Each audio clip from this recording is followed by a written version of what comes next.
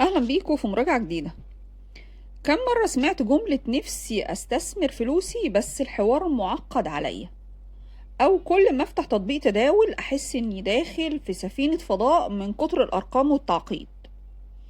طب إيه رأيك لو قلتلك إن في تطبيق حاليا قالب الدنيا بيقدم لك أكتر من 470 أداة مالية عشان تتداول وتدير فلوسك من خلاله، وكل ده كمان بعملتك المحلية من غير ما تدوخ في البنوك.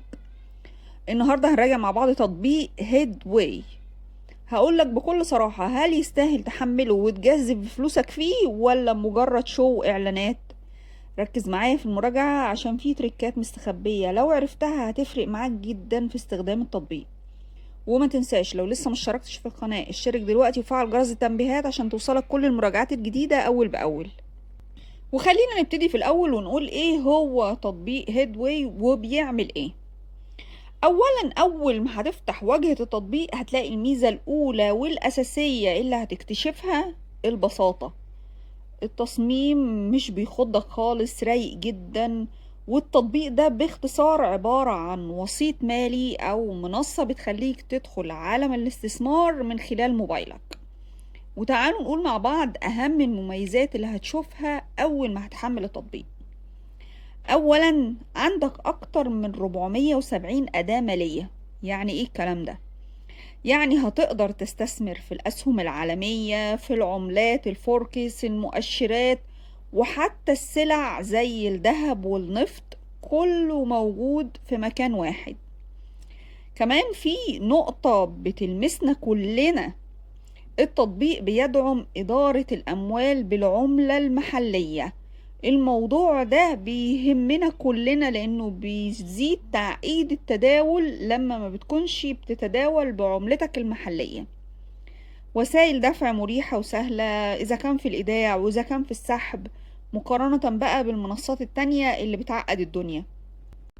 كمان هتلاقي ان التطبيق ده واخد تقييمات على المتجر 4.8 من 5 من آلاف المراجعات، وده معناه ان في قاعدة مستخدمين مرتاحة مع التطبيق وبيستخدموه وبيثقوا فيه.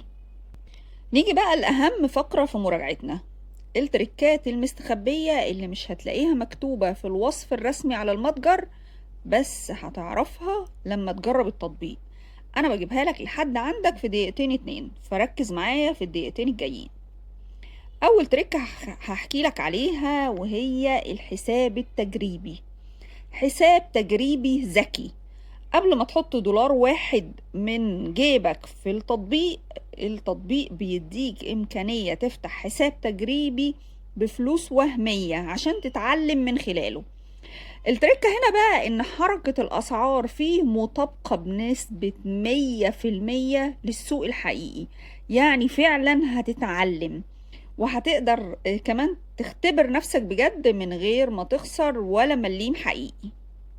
التركة تانية اللي هقولك عليها، التطبيق ده بيوفر رفع عملية مرنة جدا، ودي ميزة وعيب في نفس الوقت، يعني هو سلاح ذو حدين. التركة المستخبية هنا بقى انك لو مبتدئ وطمعت واستخدمت رفع عملية عالية ممكن تخسر راس مالك كله في ثانية. ونصيحتي الذهبية ليك، ابدأ دايما برفعة منخفضة لحد ما تفهم السوق. التركة التالتة اللي هكشفها لك في التطبيق ده وهي خاصة بأوقات السحب والإيداع. دايما اعمل حسابك ان الإيداع بيبان فوري، بس السحب ممكن ياخد وقت شوية، يعني كام ساعة لو هو ليوم عمل، على حسب بقى الوسيلة اللي انت بتستخدمها. فما تقلقش لو السحب ما سمعش في نفس الدقيقة، ده طبيعي لتأمين المعاملات. طيب بعد التجربة وفحص التطبيق ده ومراجعته، هيكون ايه تقييمي لأداء تطبيق هيدواي؟ بالنسبة للسرعة والاستجابة هديله 9 من 10.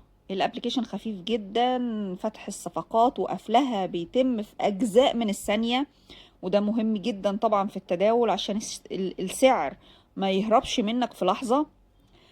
بالنسبة لسهولة الاستخدام ياخد 9.5 من 10. مناسب جدا للمبتدئين وكمان المحترفين، مش هتاخد أكتر من 10 دقايق عشان تفهم كل زرار بيعمل ايه في التطبيق. بالنسبة للأمان والمصداقية ممكن أديله 8.5 من 10. التقييمات عالية والتراخيص بتطمن. دايما بنقول في عالم الاستثمار والتداول المخاطرة موجودة، مادام في عالم التداول ففيه مخاطرة. عشان كده بالنسبة للأمان والمصداقية ما أقدرش أديله أكتر من 8.5 من 10.